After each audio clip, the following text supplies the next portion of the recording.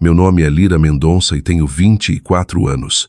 Quando eu tinha 12 anos, minha mãe me mandou embora porque eu não era tão inteligente quanto minha gêmea. Essa foi a razão que ela deu a todos, polida e suavizada, até quase parecer razoável. Ela disse que eu precisava de um lugar mais quieto. Disse que eu precisava de estrutura. Disse que eu estava ficando para trás e arrastando a família junto comigo. Mas eu me lembro das palavras reais que ela usou naquela noite na mesa da cozinha, depois que meu boletim caiu ao lado do meu jantar intocado. Ela olhou para mim como se eu fosse um problema do qual estava cansada de resolver e disse: algumas crianças nascem para subir e algumas crianças precisam parar de segurar todo mundo para trás. Eu não estava falhando porque não me importava. Eu estava falhando porque cada prova parecia um julgamento, cada nota parecia um veredito, e cada comparação me lembrava que o amor na minha casa tinha condições. Eu amava desenhar, amava histórias. Conseguia transformar uma página em branco em algo que fazia as pessoas pararem e olharem. Mas nada disso importava em uma casa onde o valor era medido em troféus, aulas avançadas e notas perfeitas. Naquela noite, depois de ser novamente acusada de envergonhar a família, saí para o frio sem casaco, porque ficar parecia pior do que ir embora. De manhã, eles me encontraram. Achei que o medo faria minha mãe me abraçar mais forte. Em vez disso, ela fez minha mala. Eu implorei para ela não me mandar embora. Prometi que estudaria mais, falaria menos, seria melhor, seria mais fácil de amar. Ela não chorou, não hesitou. Só disse que tinha outra filha com um futuro para proteger. Anos depois, quando tentaram se reconectar, apresentei a eles minha nova família e os chamei de lobos de sangue frio. No momento em que minha mãe e minha irmã ouviram isso, a sala ficou tão quieta que eu conseguia ouvir minhas próprias batidas do coração. Antes de contar o que elas disseram em seguida e o que aconteceu depois que entraram na vida que construí sem elas, me diga, que horas são aí onde você está agora? E de onde você está assistindo? Quero saber quão longe esta história viaja. A viagem de São Paulo até a pequena cidade no interior de Minas Gerais, onde minha tia Júlia morava, parecia ser carregada para longe da minha própria vida enquanto eu ainda respirava. Meu pai, Paulo, dirigiu a maior parte do caminho com as duas mãos travadas no volante, e minha mãe, Viviane, sentou no banco do passageiro, respondendo e-mails de trabalho como se estivesse me levando para um acampamento de férias, em vez de me tirar do único lar que eu já conhecera. Minha irmã gêmea, Soraya, não teve permissão para vir. Isso doeu mais do que a mala arrumada aos meus pés, mais do que o silêncio no carro, mais do que o jeito como minha mãe ficava dizendo ao meu pai, para não tornar aquilo mais difícil do que precisava ser. Quando chegamos, tia Júlia estava na varanda de uma casinha azul com tinta descascada, sinos de vento e vasos de flores que pareciam ter sobrevivido a tempestades e continuado ali mesmo assim. Ela me abraçou antes que eu pudesse dizer qualquer coisa, e isso quase me quebrou. Minha mãe entregou a ela uma pasta com meus registros escolares, formulários médicos e um cheque, como se eu fosse um problema sendo transferido para outro setor. Ela disse à tia Júlia que eu precisava de disciplina, estrutura e menos distrações. Tia Júlia olhou para meus olhos vermelhos, depois para o caderno de desenhos que eu apertava contra o peito e disse: talvez o que ela precise seja uma pessoa que pergunte no que ela é boa, antes de decidir o que há de errado com ela. Minha mãe não gostou disso. Beijou minha testa sem calor, mandou eu me comportar e foi embora antes que eu pudesse implorar novamente. Nas 2 primeiras semanas eu mal falei. Dormia com a mala ao lado da cama porque parte de mim achava que se eu desfizesse a mala, significaria que aceitava ter sido jogada fora. Tia Júlia nunca me forçou. Fazia panquecas no jantar quando eu recusava o café da manhã.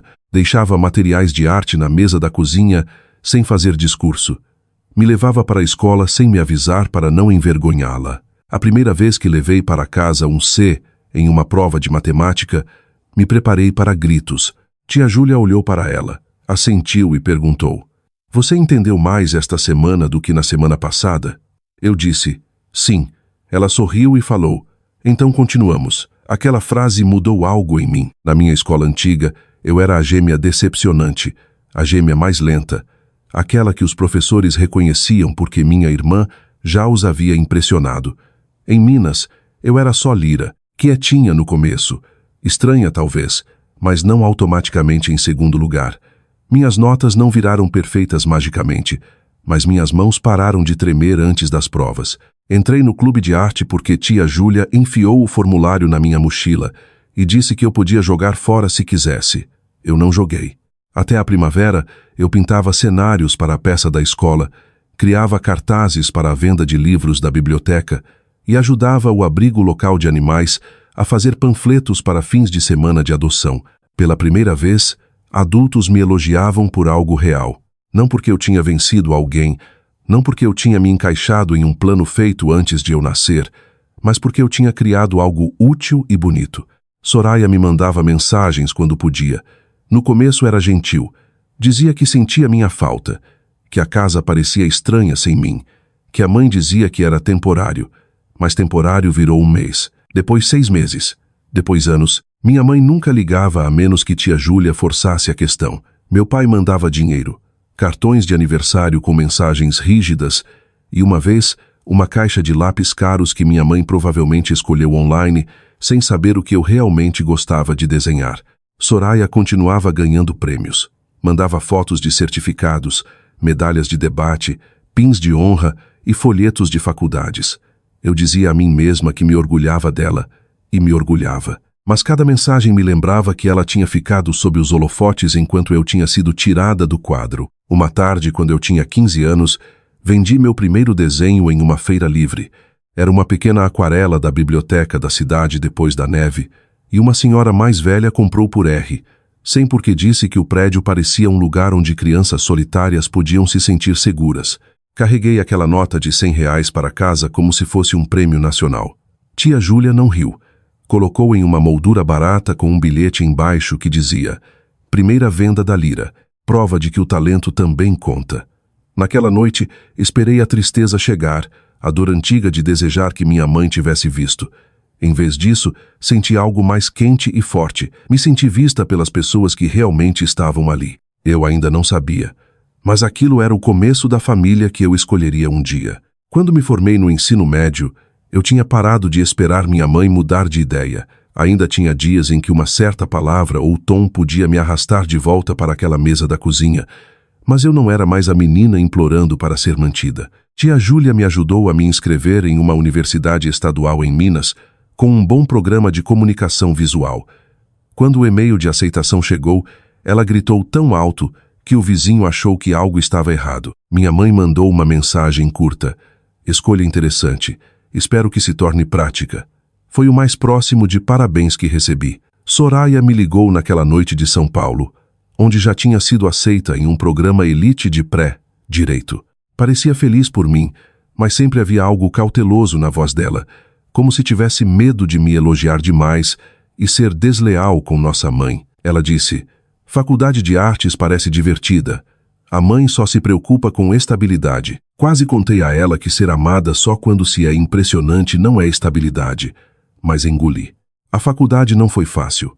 Trabalhei na gráfica do campus, peguei jobs freelance criando cardápios e cartazes de eventos e passei noites aprendendo softwares em vídeos gratuitos porque não podia pagar aulas extras. Mas cada coisa difícil parecia diferente porque pertencia a mim. Ninguém ficava atrás do meu ombro dizendo que meus sonhos eram vergonhosos.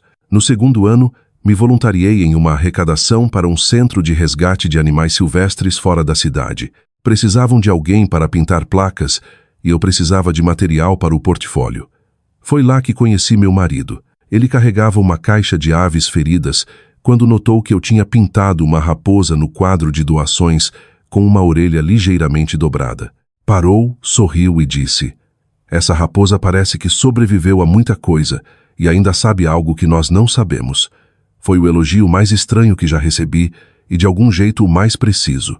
Ele não era barulhento nem chamativo. Trabalhava com a família no centro de resgate, consertando cercas, transportando animais feridos, ajudando em programas comunitários e fazendo o tipo de trabalho quieto que não parecia impressionante nas redes, mas importava profundamente na vida real. Sua família era conhecida na região como os Lobos, e todo mundo brincava que eles se moviam como uma alcateia. A mãe dele levava comida para qualquer um em dificuldade. Os irmãos apareciam com ferramentas antes que alguém pedisse. A avó lembrava de todo o aniversário do município. Eram quentes, mas não moles. Se alguém machucasse um dos seus, não explodiam. Ficavam calmos, organizavam, buscavam fatos. Meu marido uma vez me disse: na minha família, sangue frio significa que você não entra em pânico quando alguém tenta te assustar. Você respira, pensa e protege a alcateia. Eu não entendia então como aquela frase seria importante. Nós viramos amigos primeiro. Ele sentava comigo na gráfica nos turnos noturnos, trazendo café e fingindo que precisava de ajuda para desenhar panfletos de resgate. Ajudei a família dele a criar um logo para o centro, depois um site, depois ilustrei um folheto infantil sobre segurança com animais silvestres locais. Esses projetos levaram a mais trabalho. Uma livraria me contratou, depois uma organização sem fins lucrativos de alfabetização, depois uma pequena editora procurando ilustradora para um livro infantil. Aos 22 anos, abri o estúdio Lira Lobo, mesmo antes de Lobo virar meu nome legal, porque ele me pediu em casamento debaixo da velha árvore de algodão, atrás do celeiro do resgate, com toda a família dele escondida mal atrás dos fardos de feno. Casamos em uma cerimônia simples ao ar livre. Tia Júlia me levou até o altar. Meu pai mandou um cartão e dinheiro. Minha mãe não veio. Soraya veio, mas passou metade da recepção atendendo ligações da nossa mãe. E depois me contou que a mãe disse que simplesmente não estava pronta. Eu disse que ela teve 10 anos. Soraya desviou o olhar. No ano passado, meu marido e eu tivemos nossa filha, Luna, e Segurá, lá pela primeira vez me fez entender exatamente como a escolha da minha mãe tinha sido antinatural. Luna era minúscula, indefesa, perfeita, e eu não conseguia imaginar olhar para qualquer criança e decidir que ela era inconveniente demais para amar. Tia Júlia morava a 20 minutos e aparecia com sopa, fraldas e conselhos não solicitados. Os lobos tratavam Luna como a mais nova membro da alcateia, passando-a de braço em braço, sussurrando promessas que ela era nova demais para entender. Meu estúdio cresceu devagar, mas firme. Trabalhava com livros infantis, campanhas de bibliotecas, cartazes educativos e branding para pequenos negócios que acreditavam que a criatividade não era luxo, mas linguagem. Então, uma quinta-feira à noite, enquanto eu balançava Luna para dormir, meu celular acendeu com o nome de Soraya. A mensagem dizia: a mãe quer se reconectar. Ela diz que tempo suficiente passou. Fiquei olhando aquelas palavras por muito tempo. Tempo suficiente para quê? Para a culpa dela diminuir? Para minhas memórias se tornarem inconvenientes? Para ela voltar sem nunca dizer a única frase que esperei anos para ouvir? Olhei para o outro lado da sala, para meu marido dobrando mantinhas de bebê, com a seriedade que dava a tudo. Contei a ele que minha mãe queria visitar. Ele não me disse o que fazer. Só perguntou: você quer encerramento? Ou quer que eles finalmente vejam o que jogaram fora? Olhei para minha filha dormindo e percebi que a resposta era as duas coisas. A mensagem da minha mãe veio na manhã seguinte e soava exatamente como ela, limpa, controlada e vazia, onde o coração deveria estar. Escreveu que ela e meu pai estariam em Minas em breve para uma conferência profissional e achava que poderia ser saudável para todos nós nos reconectarmos. Disse que mal-entendidos familiares não deveriam durar para sempre. Disse que a vida era curta. Não disse que sentia muito. Não perguntou se eu tinha ficado solitária. Não perguntou como era ter 12 anos e ser mandada embora com uma mala enquanto minha gêmea ficava em casa. Nem mencionou Luna até a última linha, onde escreveu: Sora me contou que tem uma criança agora. Uma criança. Não minha filha. Não minha neta. Uma criança. Eu deveria ter ignorado. Uma pessoa curada talvez tivesse bloqueado o número, beijado o bebê e voltado ao trabalho. Mas curar nem sempre é limpo. Às vezes você pode amar sua vida e ainda querer que as pessoas que partiram seu coração fiquem no meio dela e entendam que não te destruíram. Respondi educadamente. Disse que eles podiam vir jantar no sábado. Depois convidei Soraya também. Ela respondeu quase imediatamente com um emoji de coração, como se isso fosse uma reunião em vez de um teste que nenhum de nós tinha estudado. Contei tudo ao meu marido. Contei também à tia Júlia, porque aprendi nos primeiros 12 anos da minha vida que segredos só protegem quem causa o dano. Tia Júlia ficou quieta por um longo momento, depois perguntou: Você me quer aqui como tia ou como testemunha? Eu disse: As duas. Meu marido contou à família, E os lobos fizeram o que os lobos fazem. Não criaram drama, criaram estrutura. A mãe dele planejou o jantar. A avó assou o pão. Os irmãos se ofereceram para cuidar de Luna se as coisas ficassem tensas. Meu marido perguntou se eu queria os álbuns de fotos expostos ou guardados. Eu não me propus a me gabar nem a punir, porque a verdade estava sentada naquelas páginas. No sábado de manhã, Soraya me ligou. Por um momento, ouvi a irmã com quem eu sussurrava debaixo das cobertas, antes de tudo mudar. Ela disse: "Por favor, não transforme isso em um tribunal." Eu disse que não era eu quem tinha passado a infância sendo julgada. Ela suspirou e falou: "A mãe está nervosa." Eu disse que a mãe deveria estar. Aquele silêncio entre nós era pesado, mas não vazio. Carregava cada vez que ela escolheu o conforto em vez da coragem. Eu não odiava Soraya. Isso era o que tornava pior. Odiar teria sido simples. Eu a amava, mas não confiava mais que ela ficaria ao meu lado quando a verdade se tornasse inconveniente. Antes de eles chegarem, fiquei na cozinha com as mãos pressionadas no balcão, tentando desacelerar a respiração. Meu marido veio por trás e não me tocou até eu me inclinar primeiro. Era uma das coisas que eu amava nele. Ele nunca assumia o direito de manusear minha dor. Esperava ser convidado. "Você não precisa provar que sobreviveu", disse baixinho.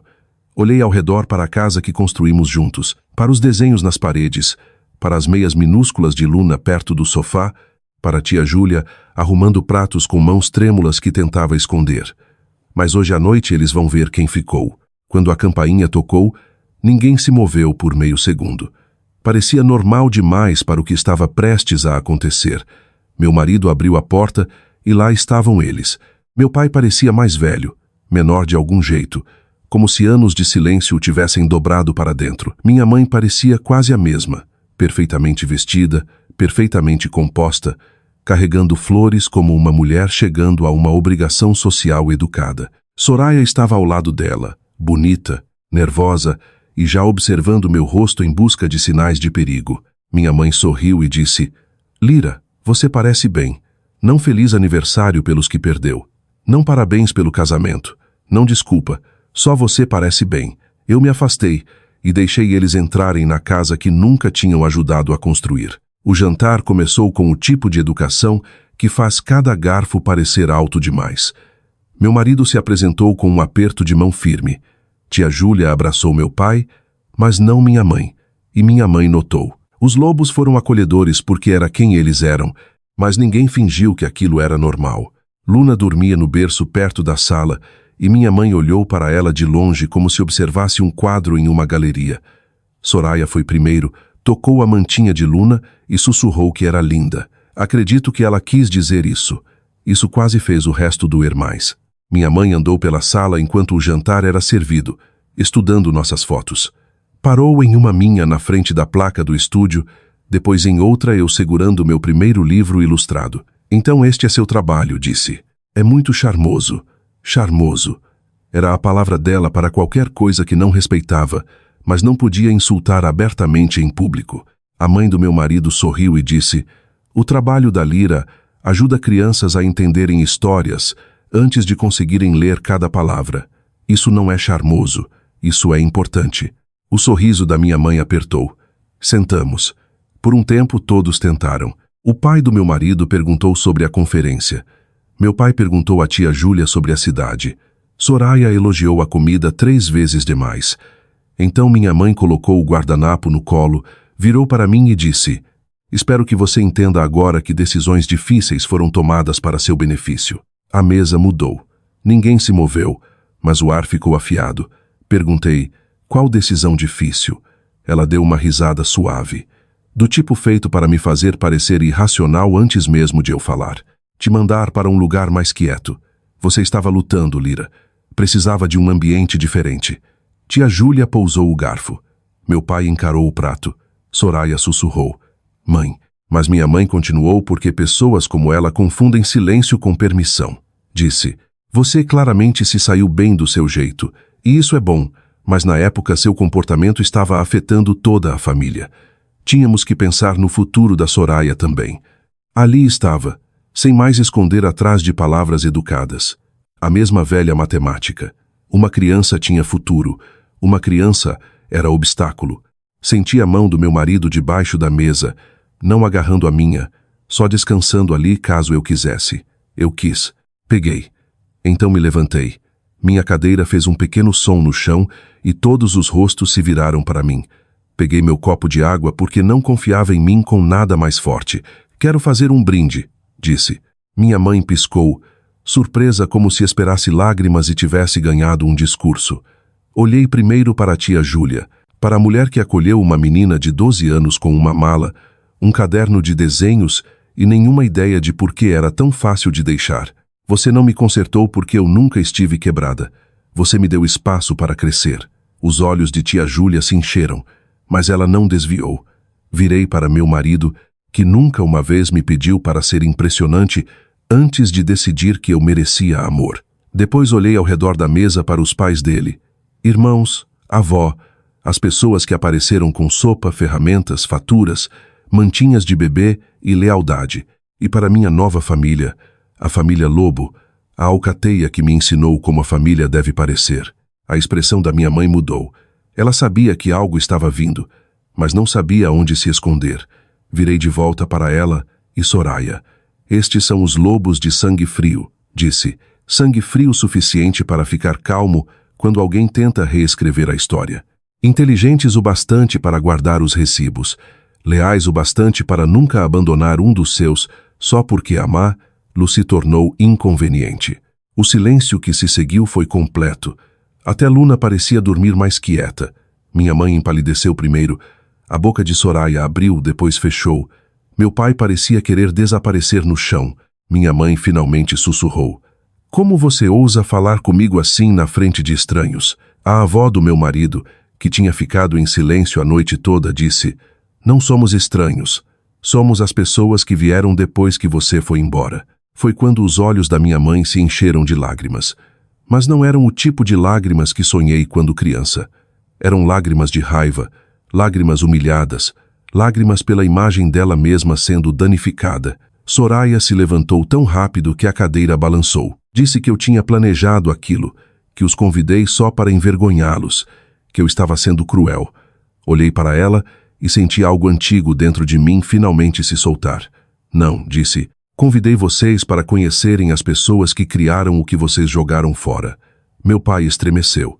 Minha mãe pegou a bolsa. Na porta, virou e disse em uma voz tão baixa que mal soava humana: Você vai se arrepender de nos fazer parecer monstros. Respondi antes que o medo me parasse. Eu não fiz vocês parecerem nada. Só parei de esconder o que vocês fizeram. Eles saíram sem comer a sobremesa. Ninguém celebrou. Vingança na vida real nem sempre parece fogos de artifício. Às vezes parece uma sala cheia de pessoas respirando novamente, depois de segurar a verdade por tempo demais. 2 dias depois, minha mãe encontrou seu palco. Acordei com 17 chamadas perdidas, 6 mensagens de clientes e uma mensagem de Soraya que dizia: Por favor, não reaja emocionalmente. Foi assim que soube que ela já tinha escolhido um lado. Minha mãe tinha escrito um post longo no Facebook, depois copiado uma versão mais limpa no LinkedIn, porque aparentemente até humilhação pública precisava de formatação profissional. Dizia que tinha tentado se reconectar com a filha afastada depois de anos de coração partido, só para ser emboscada no jantar por uma família nova hostil. Dizia que eu a zombei, rejeitei e chamei pessoas inocentes de lobos enquanto meu bebê dormia perto. Dizia: Pais não são perfeitos, mas filhos adultos não deveriam usar mal-entendidos da infância para chamar atenção. Mal-entendidos da infância. Aquela frase fez minhas mãos ficarem frias. Ser mandada embora aos 12 não foi um mal-entendido. Ser ignorada em aniversários, formaturas, doenças e meu casamento não foi um mal-entendido. Ser dito que o futuro da minha gêmea importava mais do que meu lugar na família não foi um mal-entendido. Então vi quem ela tinha marcado. Não só parentes, não só velhos amigos da família. Tinha marcado a organização sem fins lucrativos de alfabetização com quem eu trabalhava, a pequena editora que preparava meu próximo livro ilustrado, 2 donos de livraria, um diretor de biblioteca e 3 clientes locais cujos logos eu tinha desenhado. Soraya tinha compartilhado o post e escrito: Isso é o que acontece quando o ressentimento vira a identidade inteira de alguém. A crueldade da minha mãe era familiar. A traição de Soraya ainda tinha o poder de me surpreender. Na primeira hora, entrei em pânico. Tinha construído meu estúdio com cuidado. Não tinha uma empresa gigante atrás de mim, nem um departamento jurídico pronto para intervir. Minha reputação era pessoal. Meus clientes confiavam em mim com histórias, crianças, educação e projetos comunitários. Um escândalo familiar bagunçado podia me custar trabalho que eu não podia perder. Meu marido me encontrou na lavanderia. Leu o post uma vez. Seu rosto não mudou muito, mas a voz ficou quieta do jeito que significava que uma tempestade tinha acabado de se organizar. Não responda ainda, disse. Salvamos tudo primeiro. Foi quando os lobos de sangue frio viraram exatamente o que eu os tinha chamado. Meu marido tirou prints de cada post, cada marcação, cada comentário. O irmão dele fez uma linha do tempo da minha vida desde o dia em que fui mandada embora até o dia em que minha mãe me contatou. A mãe dele juntou fotos de formaturas, aniversários e eventos do estúdio que minha mãe tinha perdido. Tia Júlia anotou datas, incluindo os meses em que minha mãe recusou ligações e os anos em que nunca visitou. Ninguém gritou, ninguém ameaçou, ninguém se comportou do jeito que minha mãe queria. Viraram calmos, precisos e impossíveis de empurrar. Escrevi uma resposta. Mantive simples. Disse que minha mãe tinha direito aos sentimentos dela, mas não ao direito de danificar meus relacionamentos profissionais com uma história enganosa. Afirmei que fui mandada embora aos 12 depois de anos, sendo comparada à minha gêmea. Afirmei que minha mãe não manteve relacionamento comigo, não compareceu à minha formatura, casamento ou nascimento da minha filha e me contatou recentemente sem um pedido de desculpas. Afirmei que o jantar foi doloroso, mas ninguém a ameaçou. Terminei pedindo aos clientes e colegas que não se engajassem em assédio contra ninguém e dizendo que continuaria protegendo minha família e meu trabalho com honestidade. Tia Júlia comentou embaixo com sua própria conta. Não insultou minha mãe uma vez. Simplesmente confirmou que tinha me criado desde os 12 porque meus pais escolheram não criar. Depois a mãe do meu marido comentou. Depois o diretor da biblioteca que me conhecia desde a faculdade. Depois o autor cujo livro ilustrei. As pessoas começaram a perguntar à minha mãe por que tinha marcado meus clientes em um assunto familiar privado. Alguém do círculo profissional dela perguntou por que uma diretora de admissões envergonharia publicamente uma filha adulta por dificuldades acadêmicas da infância. Minha mãe deletou aquele comentário. Alguém tirou print. Ao cair da noite, o post virou contra ela. Naquela noite, meu telefone tocou. O nome dela apareceu na tela, e por um segundo tolo, a criança em mim esperou que ela estivesse ligando para pedir desculpas. Atendi. Ela não disse oi, disse, tira seu post, você está me destruindo. Olhei para meu marido, para tia Júlia, para Luna dormindo no ombro dele e me senti estranhamente calma. Não, disse. Você postou a mentira. Eu postei a linha do tempo. Minha mãe respirou forte no telefone. Depois disse a coisa mais cruel que conseguiu pensar. Você sempre foi impossível de amar. 10 anos antes, aquela frase teria me destruído. Desta vez, olhei ao redor para as pessoas que a tinham provado errada. Talvez para você, disse. Não para eles. Então desliguei. Na manhã seguinte, Soraya veio ao meu estúdio sem avisar. Parecia exausta, como se tivesse passado a noite tentando segurar uma história que continuava se abrindo. Eu tinha acabado de terminar um esboço para a nova campanha de alfabetização quando ela entrou. E por um momento, éramos crianças novamente. 2 meninas com o mesmo rosto em lados opostos de uma sala. Nenhuma de nós sabia como escapar. Ela disse que a mãe estava em espiral. Disse que o pai estava furioso, mas principalmente com o constrangimento. Disse que pessoas do mundo profissional delas estavam fazendo perguntas e o supervisor da mãe tinha pedido uma reunião sobre conduta online. Esperei o pedido de desculpas que deveria vir em seguida. Em vez disso, Soraya disse, você precisa dar algo a ela. Só um pequeno pedido de desculpas público. Diga que as emoções estavam altas. Diga que se arrepende da redação. Olhei para ela. Você quer que eu peça desculpas porque a tentativa dela de destruir minha reputação não funcionou? Soraya estremeceu, mas continuou. Disse que a mãe tinha sacrificado por nós. Disse que eu não entendia a pressão que nossos pais estavam. Disse que assuntos familiares não deveriam ser julgados por estranhos online. Foi quando percebi que minha irmã não estava presa entre nós. Ela estava exatamente onde tinha escolhido ficar, Talvez me amasse. Talvez até soubesse que eu estava certa. Mas quando a verdade ameaçava a versão de sucesso que ela tinha construído à vida dela, protegia a mentira. Disse a ela que não pediria desculpas por contar a verdade. Não protegeria a imagem de pessoas que abandonaram uma criança e chamaram de criação. Os olhos de Soraya se encheram de lágrimas e ela sussurrou: "Você vai quebrar esta família." Quase ri. Não porque era engraçado, mas porque era um truque tão velho. Culpar a pessoa que segura o espelho pelo rosto refletido nele. Não, disse. Eu sou a parte desta família que sobreviveu a ser quebrada. Depois que ela saiu, meu marido e eu enviamos uma carta formal por um advogado. Nada dramático. Nenhum processo aberto naquele dia, só uma exigência clara que minha mãe removesse os posts, parasse de contatar meus clientes e parasse de fazer alegações falsas que pudessem prejudicar meu negócio. Anexados estavam prints, linhas do tempo, declarações de testemunhas e prova de que os posts dela já tinham interferido no meu trabalho. Os lobos de sangue frio tinham construído uma pasta tão completa que nem minha mãe conseguia distorcer. Naquela mesma noite, ambos os posts sumiram. No lugar, minha mãe postou uma declaração curta sobre se afastar das redes sociais para focar em reflexão pessoal. Não incluía meu nome, não incluía um pedido de desculpas, mas o dano à imagem perfeita dela já tinha acontecido. Em uma semana, ela foi removida de um painel de admissões de escola particular, onde deveria falar sobre identificar potencial em crianças. Vários pais escreveram para o escritório dela perguntando se crianças criativas, ansiosas ou academicamente médias eram tratadas como problemas sob a orientação dela. Ela não perdeu tudo. E eu não preciso fingir que perdeu para a história parecer completa, mas perdeu a única coisa que valorizava mais: o direito de ser vista como autoridade incontestável sobre famílias bem-sucedidas. Meu pai ligou uma vez. Disse que desejava que as coisas tivessem sido diferentes. Perguntei quais coisas: o jantar, o post ou o dia em que ele me levou embora e deixou minha mãe chamar de necessário. Ele não teve resposta. As consequências de Soraya foram mais quietas. Os colegas não a cancelaram, mas pararam de ver. Lá como a filha impecável com a família impecável. Um mês depois ela me mandou uma mensagem que dizia: "Estou começando a entender algumas coisas."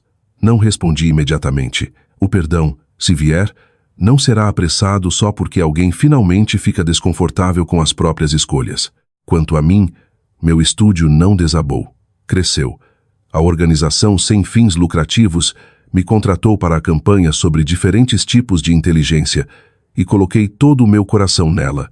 Desenhei crianças que resolviam problemas com música, movimento, cor, gentileza, memória, paciência e imaginação. Desenhei crianças que tinham sido ditas que eram demais, muito lentas, muito quietas, muito distraídas, e garanti que cada uma parecesse digna de ser amada. Quando os cartazes subiram nas bibliotecas do município, tia Júlia ficou ao lado de um e chorou.